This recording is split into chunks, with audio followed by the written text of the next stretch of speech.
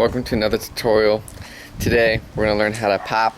This is Wrinkly Pants edition. Alright, so hitting and waving is your bread and butter. So we're going to start off with hitting, which is the flexing, like all your muscles at once to the song. It's going to look like this.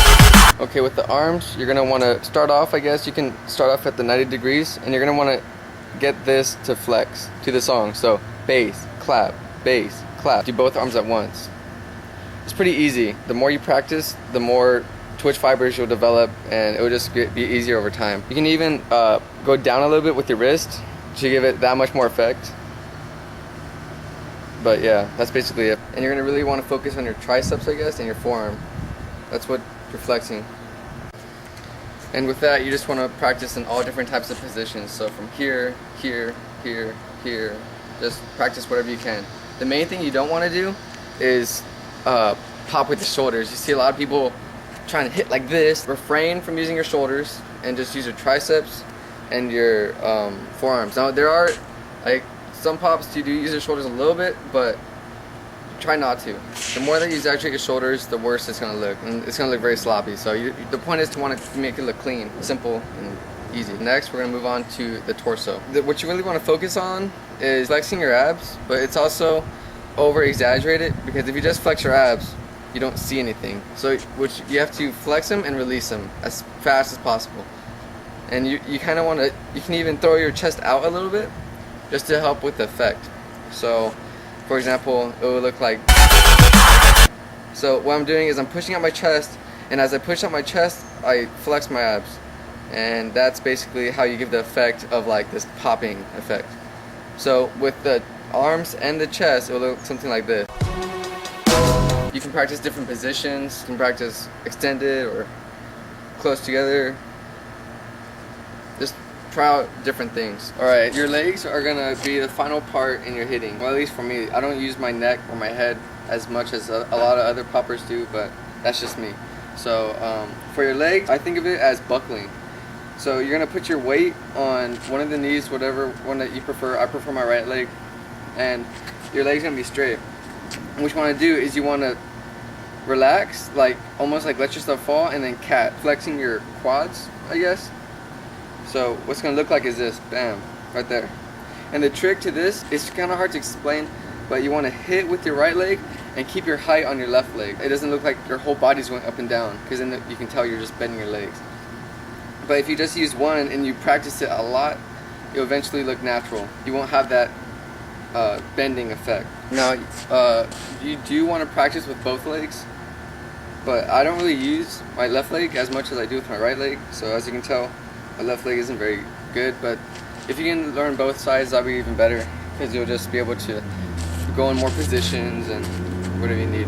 Now, people do pop backwards with your knee, and so instead of buckling forward, you actually pop back. This can be dangerous for your knee, so I don't tend to do it as much. Now you can, but I just feel like you don't get as big as effect if you do with just doing the buckle. And now we move on to putting them all together. This is the hardest part to me for popping. Is when I was learning to hit, it took me months just to get a slight improvement, you know. Like I started off and you can't even see the hits, you know.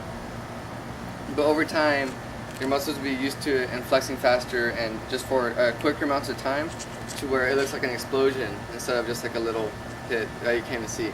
So you'll start off with this or whatever, but eventually you'll get the whole effect to where it looks insane. Make sure that you practice in different positions. Don't let your shoulders come into play that much. Remember that it sounds really hard, but you have to use your arms, your chest, and your legs at the exact same time.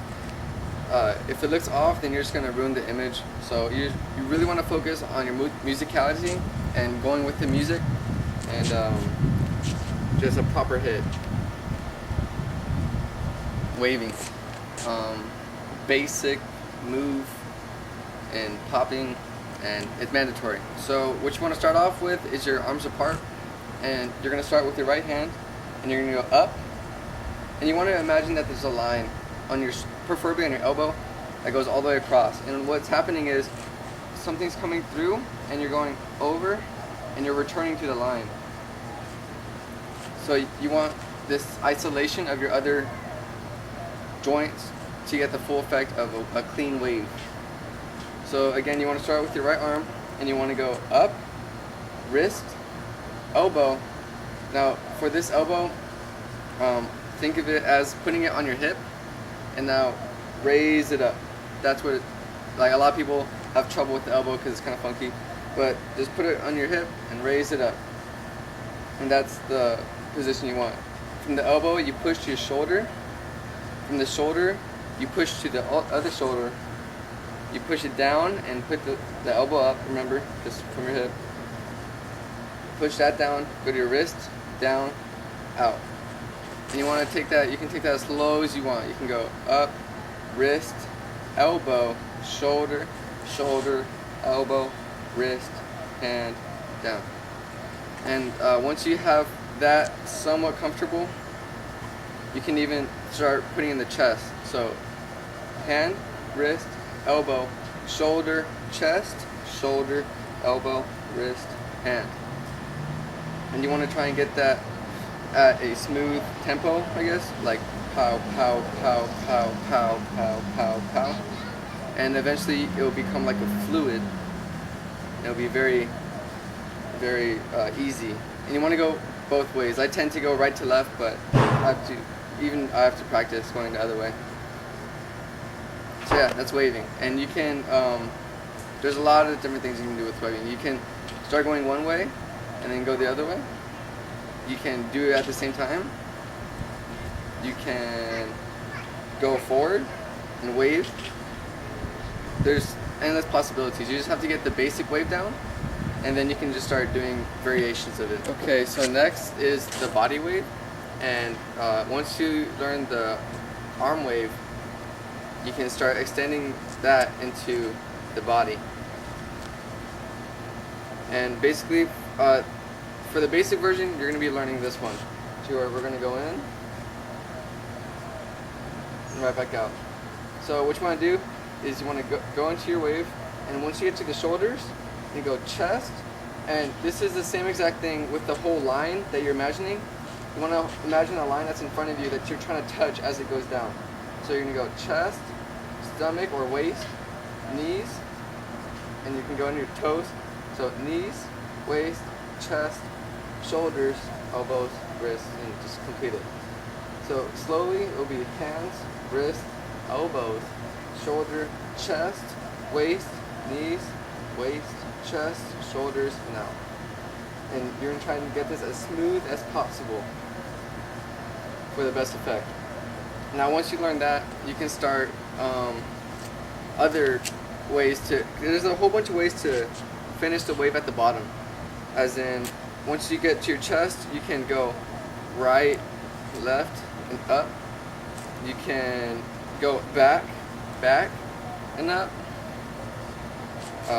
There's just endless possibilities. So we'll get into more advanced stuff later, but just for the basic, knees up and out. Okay, this is very minor, but this is to start off your wave. Instead of just going with your hand completely flat out, you can actually wave within your hand to give it a little bit more detail.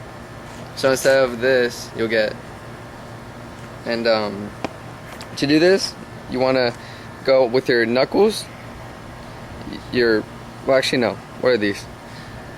These things, you want to go these things, knuckles, and then wrist. So instead of just going up, down, it will be these things, knuckles, wrist. So fingers, knuckles, wrist. Fingers, knuckles, wrist. Knuckles, fingers, out. It's kind of weird, but I'm already so used to it, and then you can do some cool ass waving, whatever. So after you get your waving and you're hitting down, the next thing to learn to make it look really good is to isolate. Isolation means to put something still as other things are moving. So for example, if I didn't isolate my wave, it wouldn't look very good. But now since I keep it there after it moves, the isolation gives it the effect. And that's what popping really is. It's isolation, and the effect it gives off. And this goes into robotics. For example, if you want to be a robot, you're going to isolate your whole torso and just move on your hips. So you just pivot on your hips, and then you're going to keep this figure as you bend your knees. Now you got this simple robotic movement. And that's really what you want to do for robotics and all that stuff. You want to keep everything tense. For example, if you want your wave to make you turn, as soon as you get to your shoulder, you hit, and then you start churning without moving your legs, only turning your hips and isolating your torso. Now this takes time, of course, and you just want to experiment really. Watch different videos, get inspired from them, so like you can just start imagining things. And isolation goes into animation. Animation is the use of imaginary objects like a ball or like a box that comes into tutting. And these two things really help develop your style and it makes you unique. So you can imagine anything between a ball and you're waving and throwing up in the air, or you can imagine being a robot trying to pick up a box. There's just endless possibilities. It can be as far as your imagination is. So if you can think it, you can dance it. Yeah.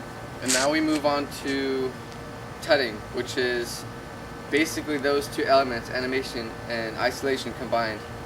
It gives you these pictures of these squares. And there's different types of tutting. There's king tut, which is the big body pictures and everything you see up here. And then there's even finger tutting, which is making all these different elaborate triangles and squares and everything. So when you're popping, you're freestyling, there's these things called sets, and that's your own moves that you've created that you can pull out to like whatever song you want to. For example, a set that a lot of people know is a Fresno, is where you hit right, left, and you just switch with your arms. And that's really a basic set. And then from there you can elaborate on that set and make it your own to whatever you want. Okay, so the last step in this tutorial is your musicality and what you can do with that. And that's really, to me, the most important part, because you can dance all you want, but if it's not to the rhythm, to the beat, to the different things in the song, and really you want to make it look like you're manipulating the music, like you are the music. I don't know, it's hard to explain. Basically, you want your moves to synchronize with the beat. You're gonna have a bass and you're gonna have a clap.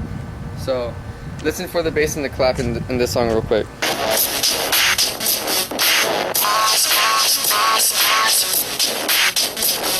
So there's clearly a bass and a clap, and that's where you're going to be hitting, waving, and just manipulating the music. Everything else, like the melody, that's where you can really just do whatever you want with them. As long as you're doing it to the music, it's going to look good. So for example, hitting just to the basic beat of the song.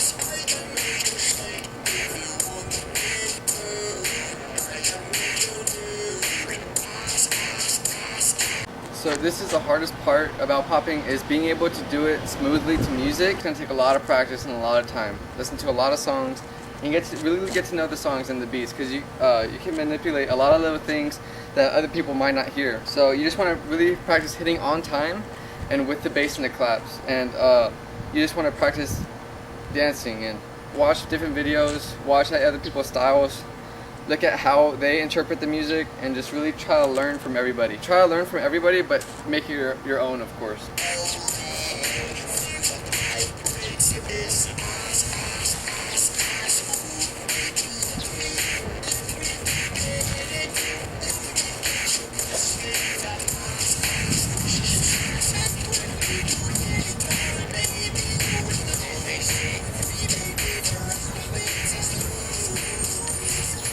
This is bonus information really, but there's different basic moves that a lot of people know. Like look up the Fresno, look up Boogaloo, look up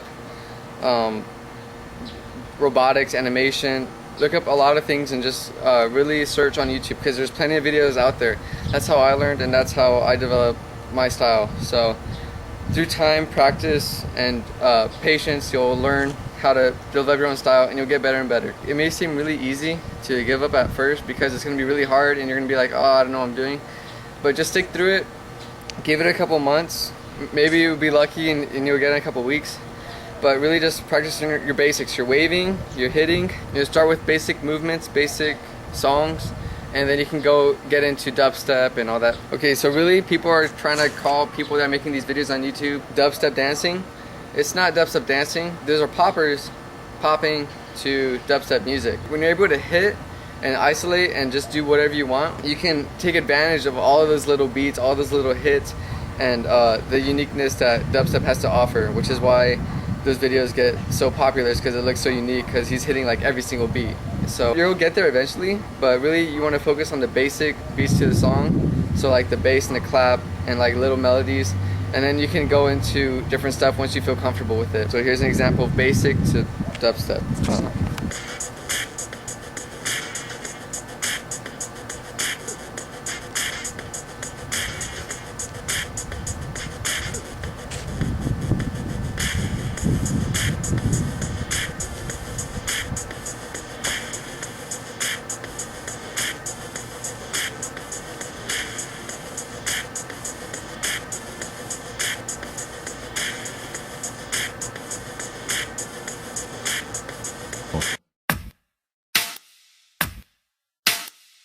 Next, it's time to add some hi-hats and cymbals to fill those spaces.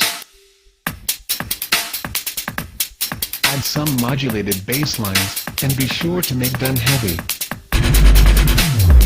Why not try adding a synth lead in the higher register? Perhaps some sound effects or pads. And now you are ready for the most important part of any filthy dubstep anyway. The drop.